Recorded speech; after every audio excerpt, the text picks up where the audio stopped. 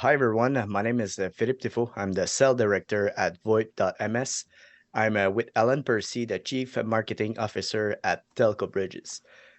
We have invited Alan to talk about the SBC and introduce TelcoBridge, a Montreal-based company, a little bit just like VoIP.ms, to introduce TelcoBridges to our customers. TelcoBridges is notably a manufacturer of equipment for telecommunication operator. However, they make also incredible voice-related hardware and software intended for business, enterprise, and telecommunication resellers. The webinar will be a high-level presentation of what is a SBC and what are the key benefits to have one using service like VoIP.ms.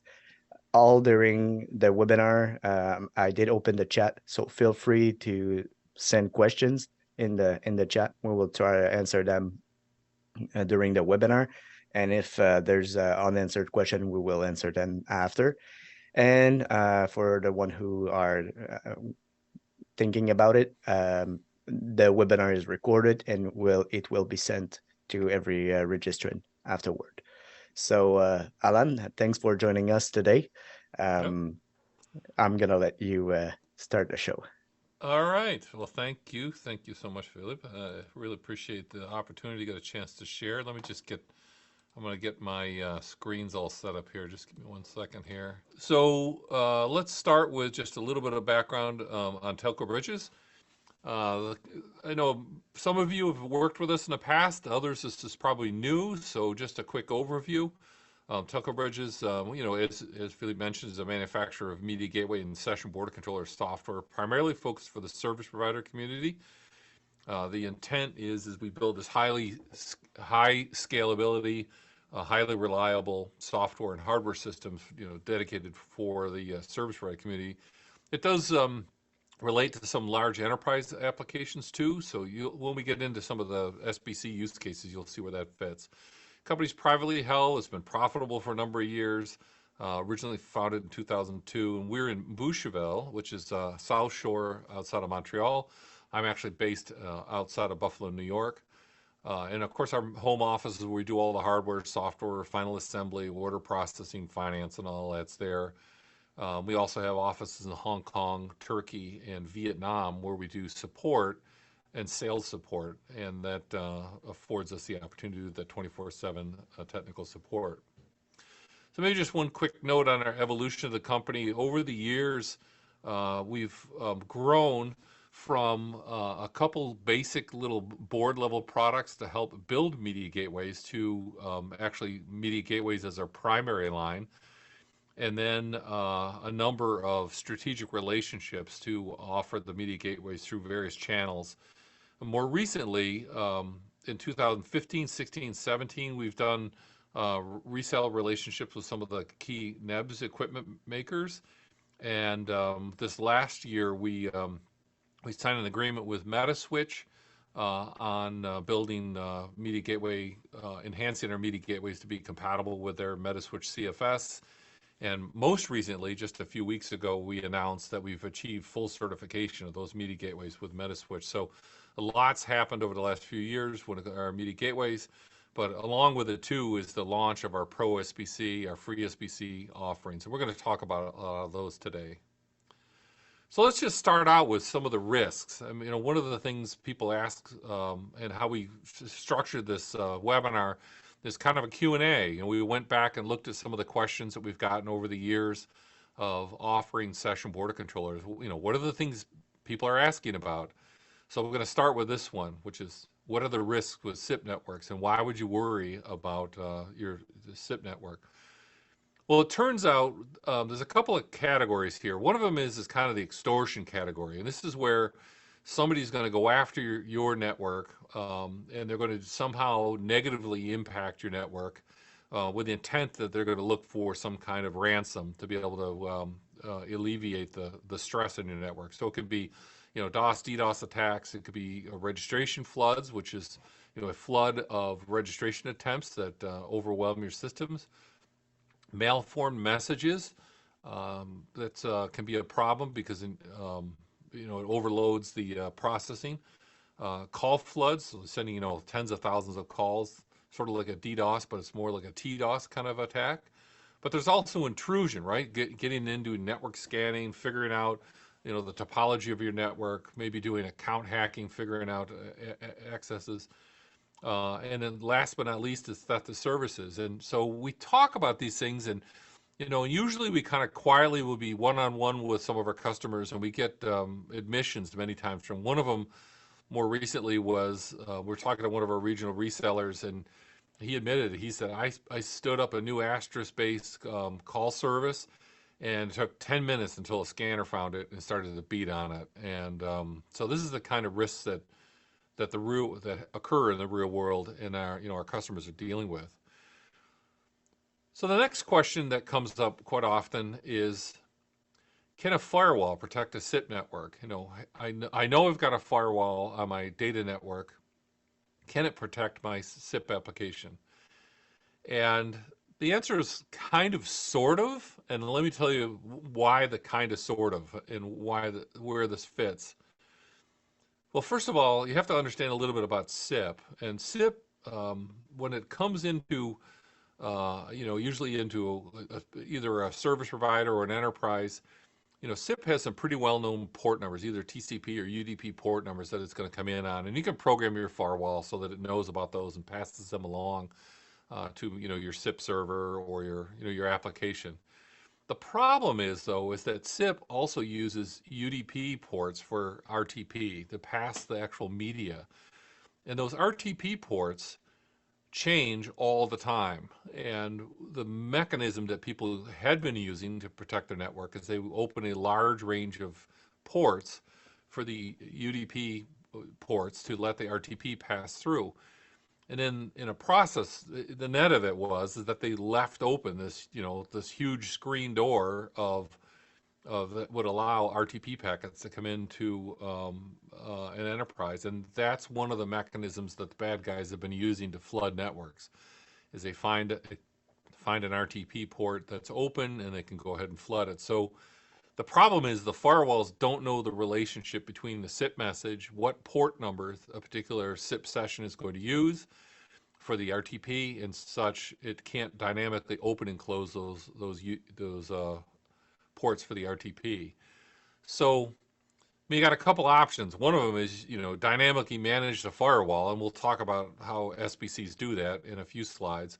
Or, you need something more sophisticated than just a plain old firewall. And that's generally the role of a session border controller. So what is a session border controller? Where does it fit in the network? This is a very, very common question. So, in a nutshell, it's a network security element. It generally sits on the border between two networks. That's the name, right? Processes SIP messages back and forth from one network to another. Probably one of the most common use cases is between a wide area network and a local area network. And its job is to sit there on that border and look at the traffic that comes and goes, authenticate it, approve it, maybe modify it, maybe monitor it, maybe look for attacks. Those are the kinds of things that a session border controller does. Now, the question might be is, well, whose border does it sit on? Well, it's usually sits on the border of the person who cares about their network, right? So a service provider or enterprise or somebody who has a point of entry into their network would most likely have a session border controller at that point where their traffic enters the network. Much like it would have a firewall, same basic place on the network. So we're going to get into some more detail on this. And one of the questions that comes up is, all right, I think I architecturally understand at a high level, but how does a session border controller actually function? What are the main pieces or main functions within it? And we best describe by this diagram here, which shows a number of elements within a session border controller. Starting on the left with the security module, which does intrusion detection, does security. And one of the key things it has built into that is the firewall, and it's a dynamic firewall that will be protecting the rest of the session border controller and the rest of the network. And what what's going to happen is that the security modules and they're going to say, okay, the traffic's good. We don't see any problems with it. So we're going to pass it along to something called a B2B UA, or a back-to-back user agent. And we'll get into that in more detail in a couple of slides. And after the back-to-back user agent, it's going to pass the traffic on maybe to a routing engine. And the routing engine will then use algorithms to send traffic off to various destinations. And again, we'll get into this in more detail. And lastly is a media module, and this basically handles the processing of the media. Because one of the things also session border controllers can do is to manipulate the media as it passes through. So it might, for example, have to convert from one codec to another when it's passing through from into the network or out of the network, or it might have to decrypt the media. These are all kinds of things. So this is the basic, very, very high level diagram of what's going on.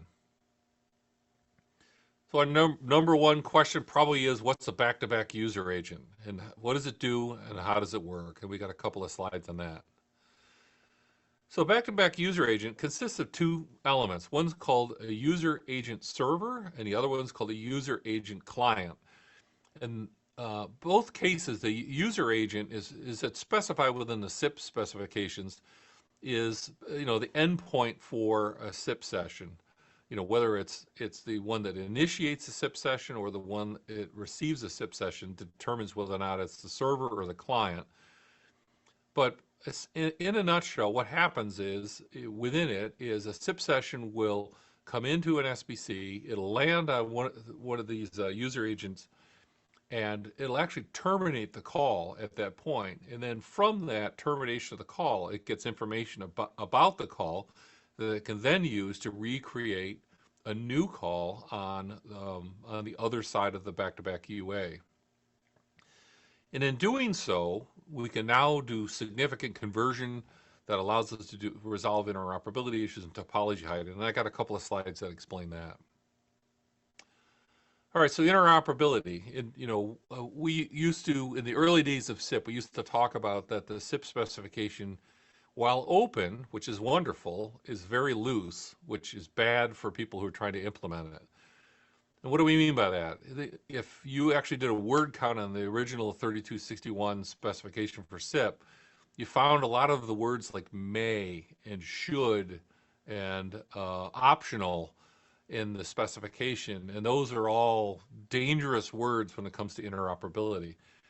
So there's a lot of little weirdnesses about SIP that different vendors have interpreted differently.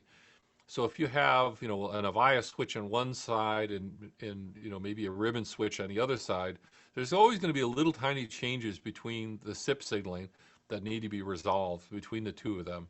And an SBC is a really good place to do that, because you can program one side of that back-to-back user agent for one particular set of signaling, and you can configure the other side for the other equipment's signaling requirements. And this allows you to do that conversion from one flavor to another. You can kind of think of it as converting from vanilla to chocolate as it goes through the back-to-back user agent. And it's the key thing that's used to do this interoperability solutions. So it's a little bit like they both speak the same language, but in two different dialect. So the back-to-back agent is the translator of the two different dialect, or let's say regional speaking instead of dialect, but right. Nope, good example. Yeah, real good example. Like the differences in French. Yes, absolutely, perfect example. In French, like Quebec and France, we kind of understand each other's, but if there's somebody in the middle that can understand both, it's even better. Yep, absolutely. Yep, that's a very good point. So, but there's one other little thing that they can do that's really interesting, which is topology hiding and anonymity.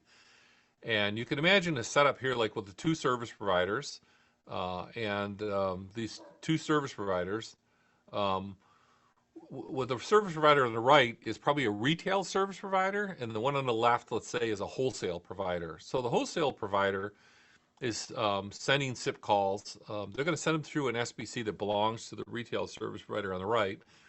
And what the provider on the right is going to do is he's going to hide the topology of the wholesale provider.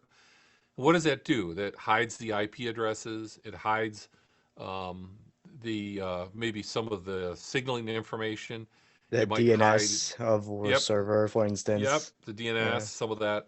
So they're going to hide all this so that their customers don't know who their wholesale provider is. And in that way, as a service provider, you can maintain control. You know, your customers don't figure out, oh, geez, you're getting your services from Bandwidth. Well, gee whiz, I might as well just go to Bandwidth to get them. Maybe I'll get a better price. So Or it's a, reseller from yep, VoIP.ms who would yep, like to anonymize their traffic. So whenever they send out traffic on the client network, the end user doesn't see VoIP.ms behind, they see exactly, XYZ. exactly. This also is true for enterprises, right? Enterprises don't like to have people rooting around on their network to see if they can figure out the network topology so they can also hide it. So this is one of the most powerful things of having a back-to-back user agent in place is you can do this topology hiding and anonymity on the network. All right, let's move on. Let's talk about SIP proxies. So the question is, what is a SIP proxy? And you know, how is it related to SBCs? And the two have some similarities, and so I put them both up on the slide here at the same time. But they have a couple critical differences. A SIP server, you can manipulate the SIP messages. You can do some routing. You can do some of those functions. They're very powerful for doing those kinds of functions. They're very low overhead, easy to use. But a true session border controller has to have this back-to-back user agent inside of it, and it also has to have some mechanism to manipulate the media, and that's built into you know, a session border controller. It's those two key elements. The back-to-back user agent allows the SIP header manipulation, and the media engine can handle the, you know, the changes that are necessary, but also could do the routing and some of the other functions. So they're close, but there's that one big difference, that back-to-back user agent. Now we've covered it. Hopefully, it makes a lot more sense. So the next question is, you know, how does an SBC protect a network? You know, what's happening actually within the SBC when it comes to protecting the network? And we're going to pull that block diagram back in here again. In this example here, we're going to show, you know, the internet on the left and maybe, you know, your network on the right. And the key thing is going to be is to detect and deflect traffic. So let's say, you know, there's a bad guy who's trying to break into your network, and he's doing you know, basically a password scanner. He's trying to figure out, you know, the credentials to get into your network. You know, we have algorithms inside, at least, you know, our session border controllers that detect that see, geez, you know, there should not be that many registrations in this short period of time. Something's wrong. This IP address is clearly trying to attack us. So we'll program the firewall. We'll tell the firewall to block that IP address. So now all of a sudden, the traffic never gets past the firewall. And similarly, you know, you might have bots who might come along and try to attack the network. And it's the same sort of algorithm. We're going to look at the rate of registrations. We're going to look at the rate of invites, the rate of new call setups, and we're going to manage that so that these attacks can't affect or get through and impact negatively your network behind the network. So it's a set of algorithms that look at the rate, they look at the profile. Potentially, you could have pre-configured whitelist and potentially blacklists when it comes to the you know, the origin of the traffic, and anything else that doesn't fit that profile is going to be rejected. So let's talk about encryption. So what about encryption? What can an SBC do to help with encryption? Well, one of the common use cases is to do either encryption or decryption, so that there might be a leg. Let's say a service provider provides a connection, and maybe you've ordered it and you asked it to be encrypted. You know, an SBC can play the role of either a decrypt or encrypt engine, so that the encrypted traffic can be put in the clear for the application, which makes basically removes a lot of the work from an application. So you might have, for example, an IVR, and the IVR would like to, keep its prompts and all that in nice, clear G711, play those out to the network. But you don't want to worry about having to do all that encryption in your IVR platform. So the SBC can do it for you. And sitting on the border, it's got kind of this unique position where it can secure the traffic and take that encrypted traffic and then and put it in the clear. But it can also convert from one code or from one encryption key to another. So it can what we call transcript. So maybe there's one key on the left and a different key on the right hand side of this diagram, converting from one encryption key to another. And this allows service providers who maybe have a low level of trust between each other to find a place to meet on a session border controller. So kind of an interesting use case, and we see this fairly common. All right, let's talk about some more use cases for SBCs, and maybe our sort of best of top list. And probably one of the most common ones we run into is just traffic management. So the SBC's been given a job to manage traffic from either from multiple sources or to multiple destinations or multiple sources and destinations, kind of like a class 4 switch you used to do in the old telecom world. So it's going to be taking traffic in from different sources and setting off the different destinations. And again, using that back-to-back user agent is able to convert from one format of SIP to another. But at the same time, too, it can do things like call rate limiting. For example, we have one customer whose retail customers have been given a certain service level agreement for call rate, and they're not allowed to exceed that call rate. And so the SBC actually enforces that. And that's Vivaro, one of our Mexican customers, does that. And that prevents those customers from overwhelming the core of their network. Or load balancing, right? Distributing the load amongst multiple service providers. I think almost every one of our customers uses that feature. And that allows you to have multiple service providers or multiple routes to international operators, for example, and spread that load out. Managing by route by the calling, called number, availability, all kinds of different external third-party algorithms that can use least cost routing, for example. So it's a very common thing for an SBC to do, is to manage that traffic and where it goes. Another example might be enterprise SIP trunking. This is where you might have an enterprise here in the big cloud, and they're going to have multiple service providers, and they'd like to be able to have all these different service providers, because there's different costs, right? Either it's a toll-free inbound, international calling. But one of the problems with these different service providers is they have slightly different versions of SIP or slight different configurations that are required. So the SBC can now normalize that traffic and deliver it into an application inside the enterprise in a standard normalized format.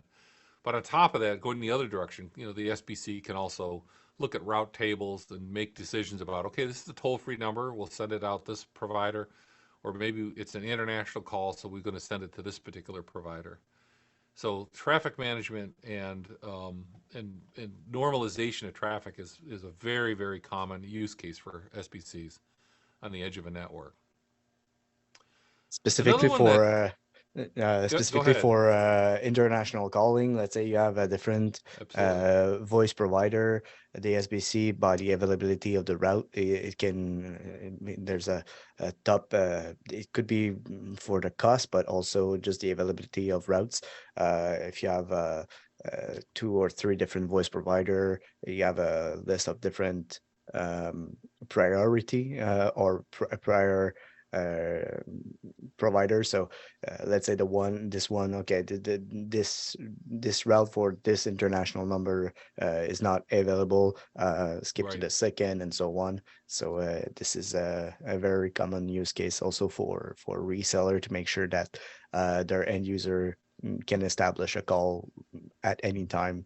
It will just choose a different provider instead of denying the call or not being able to connect it. Yep, absolutely. Nope, that's all those are really, really common use cases. Another one that's popped up more recently is our friend Stir Shaken, and I think probably millions of gallons of ink has been spilled on this topic. But as I think you all know, Stir Shaken is a mechanism to secure the caller information from one service provider to another. Uh, and our SBCs have found their way into a lot of projects where a service provider has to sign the call, essentially put what's called a passport in the SIP header before it leaves their network, authenticating that this is indeed a number that they know and that they trust with a level of attestation. And we've done lots of webinars on how it works, but the net of the whole thing is the SBC can play an important role of getting those calls signed and putting the passports in the call header, and then conversely, at the receiving end, to be able to pull the passport out of the call header and then go to a verification service to see if it's indeed a valid caller information and attestation before it gets passed on to the subscriber. So key role in implementing the stir shaken, lots of applications for that. And I encourage you, if you want to learn more about it, we'll talk about where to get access to our video library in a little bit here. Moving on, then there's another use case, which is redundancy, and this is just basically using those techniques that we talked about just a couple of moments ago of redirecting traffic to provide redundancy in a network. So not only having a primary route, but also having a backup and having the intelligence to be able to look and say, all right, that network leg maybe went down, or maybe there's a lot of congestion, or maybe the MOS score, the voice quality score, a lot of packets are getting dropped. Maybe we should send the traffic elsewhere. All that can happen with SBCs. You could redirect the traffic. You can send it to alternate service providers. And maybe, for example, the internal traffic problems, and you can send it to different soft switches or different application servers inside a network. Another one that pops up too is, from use cases, is the communications as a service, and this is pretty common. Contact centers, IVR applications, conferencing servers, these kinds of things where subscribers might be work at home or remote, and they're going to be sitting behind a natted firewall at home, and you need to be able to poke through that NAT and also keep the firewall open, and SBC does a really good job at doing that. So it can protect the network within the service provider, but it can also keep this NAT and do the NAT traversal for the subscribers as they try to get into the network. And again, this is a sort of typical kind of application, and I think we mentioned a few contact center customers. This is exactly right out of their playbook. All right, so that's it for the use cases. Let's talk about what are the offerings from TelcoBridges and what do we have for SBCs. So our family right now consists of 3 members. Starting at the top is our Pro SBC Plus. This is targeted towards the bigger service providers. We're going to be using use cases of access and peering and SaaS and some of those things.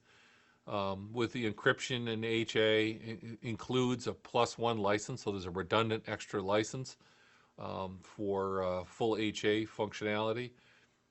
Comes with 24/7 support, and we sell it by the session per year as a subscription, and that's $2 per session per year with a 500 session minimum, so that would be installed on a server, AWS, or a number of cloud platforms. Our Pro SBC, one step slightly back. The big difference is it does not come with a +1 license, and it comes with 9x5 support, but it's quite a bit more affordable. It's only $1 a session per year. Maybe a good fit for some hosted or enterprise applications that are not quite so critical that they need that +1. So we see it's the majority of our customers that are in the enterprise and hosted space. This is a good fit for them. And then for the open source community, educational projects, these kinds of things, we have free SBC. And free SBC is session limited. There's a maximum number of 25 sessions, and you can have a maximum number of licenses.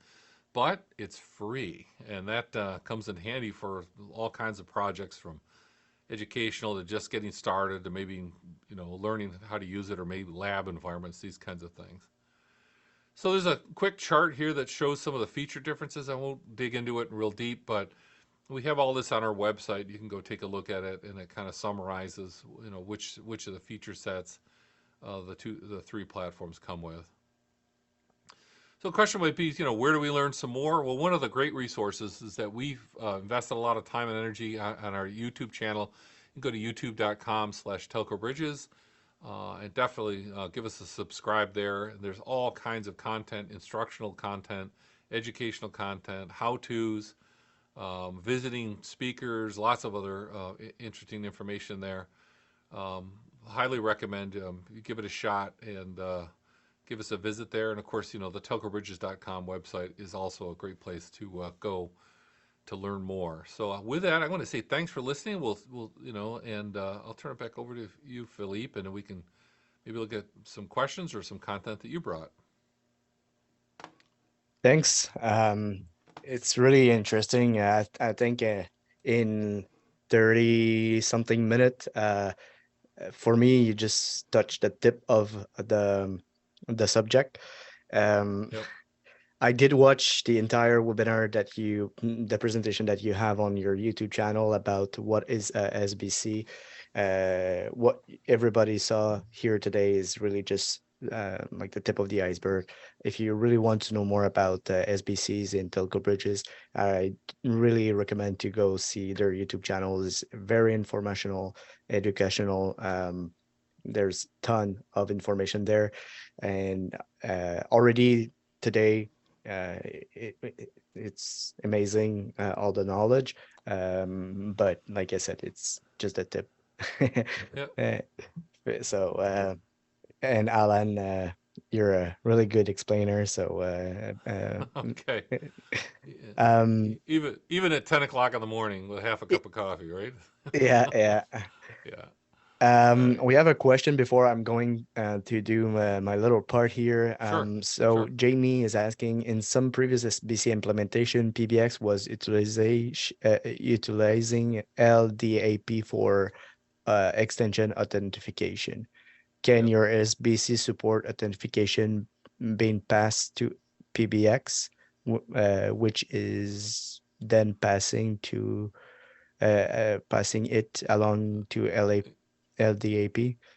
Yeah. So it's a good question. Thanks, Jamie, for the question. And yeah, unfortunately, LDAP is more of an enterprise use case, and is not part of the feature set of our Pro SBC. We have a bunch of authentication mechanisms, radius, tables, all kinds of other mechanisms that are used in the service provider space, but LDAP's not one of them. So hopefully that answers the question. Good, thank you. So is your SBC Microsoft Yep. Team Direct Routing certified? Right. No, it's not. Yeah, we looked at the market, and we've just made some decisions to go a different direction. There's plenty of SBCs that can do direct routing, and we just decided that we can pour our investment into other areas and other use cases. So no, it's not. And good. And for Microsoft Team, I know it's not really an SBC, but VoIP.ms is compatible with different Microsoft Team connector. It's not direct routing directly, but we do offer some uh, Microsoft Team connector. It's Sure. probably a little bit outside of the topic, but for your information, Jamie.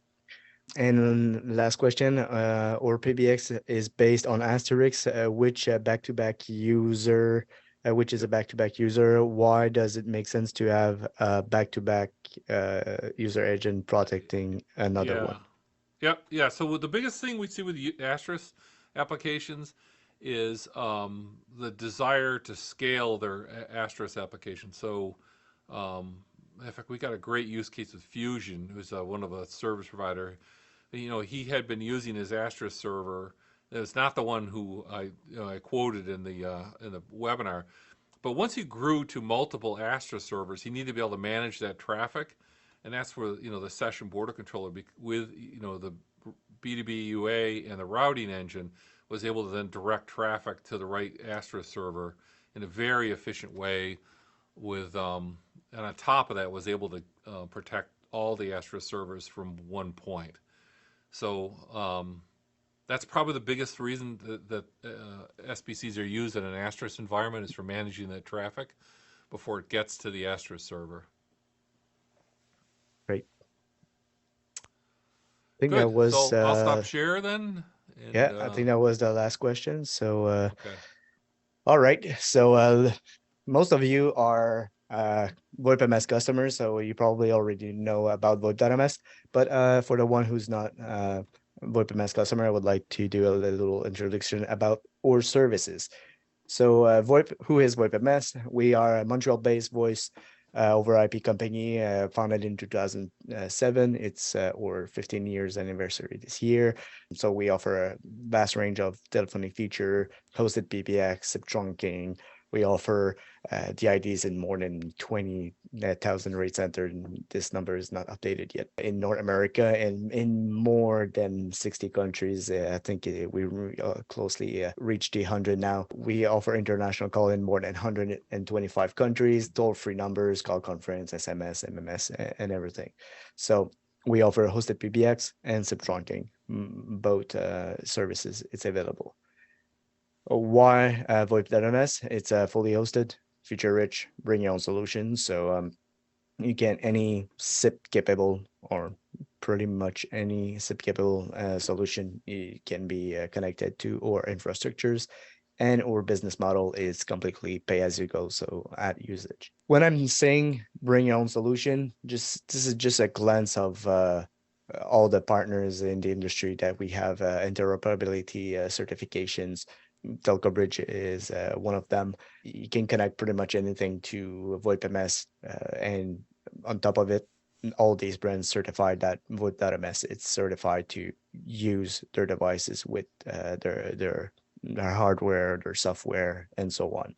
We even have other partnership with headset.com or APIS training, which is headset, of course, and the other one is technical training website or university, if I can say.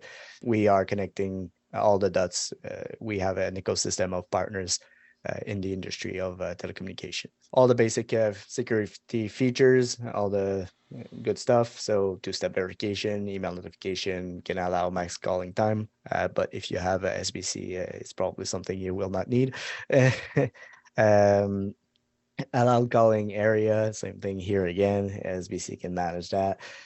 For an IP card, this is a mix of both, so you can just restrict from where some specific which IP can access your account or your devices, and we offer call encryption as well. A little bit about our hosted feature. This is just a glance here again of all the hosted PBX features. So if you want, you can build up a complete phone system, business phone system. You can build up a complete, complex, and scalable phone system with our feature. And you can put your SBC between all the hosted feature that we offer. You can check on VoIP.ms. You will have the full list of the feature that we offer. Another part of VoIP.ms, it's all the POPs, point of presence that we have. We offer point of presence in 3 continents: Canada, United States, France, United Kingdom, and Amsterdam. And also Oceania in Sydney. We monitor our network 24/7, 7 days a week, all year long. So we make sure that the service keep running, and you can connect to the closest POP your equipment, so it reduces any kind of jitter, latency, and so on. We also offer a complete API with more than 300 functions, and we keep adding some pretty much every month. You can buy toll-free directly from the API, start a porting process. You can send SMS, receive SMS. You can connect. You can do your endpoint identification. You can retrieve your voicemails. manage your hosted PBX features. You can do pretty much everything you want with the API that we are offering. A little bit about our financial feature. So the business model, like I said, it's prepaid and pay as you go. So you're only spending the money for what you use. It's completely self-serve. We have also a smart and secure auto replenishment feature. So every 24 hour, if it needs, it will auto top up your account. So you make sure your account is never running out of funds. It's fully contractless, and we offer free porting in Canada and United States. So all for local DID and toll free. There's other countries that we offer portability. For some, there's cost, some there's not. Feel free to reach out to us and we will figure it out if you need for international porting. A little bit of our success story. So not gonna go through all of them very deeply, but VoIPms is suitable for SMB and enterprise. Of course, enterprise will probably will not use or hosted PBX. Some do, but most of them will have their own infrastructure and they will use VoIPms as their SIP trunk provider, namely Toys R Us, Icon, Elton Fitness, and cPanel. Toys R Us use us for all their branch store pretty much everywhere in Canada. So that was for the retail directly on site. Icon Fitness and cPanel, it's another use case. They were using us for all their remote corporate offices, and cPanel specifically all for their communication center, contact centers, and into their headquarters in Houston. A little bit about our team. So I really like this photo. It just show how diverse our team is. So this is not everybody, because of course nobody, it's not everybody was able to make it for this party, but I'm the little guy in the middle. VoIPms, it's a team of more than 50 now. I think we're closer to say we're 60 or something, with an average seniority at VoIP.ms of 5 years of experience in voice and VoIP specifically, or telecommunication overall. So we offer support 24/7 through chat, tickets, and email. The support is free. You can use us as much as you need. We are geared to support you in French, in English, and Spanish. All our documentation, pretty much everything is documented in the three language. We have Wiki, like the knowledge base about our services, the configuration guide for TelcoBridge Pro SBC and free SBC is also listed there. So if you want to, you can have a look. You will. We explain how to connect VoIPms and TelcoBridge there. We have a YouTube channel as well. So I'm doing like Alan and I'm promoting it.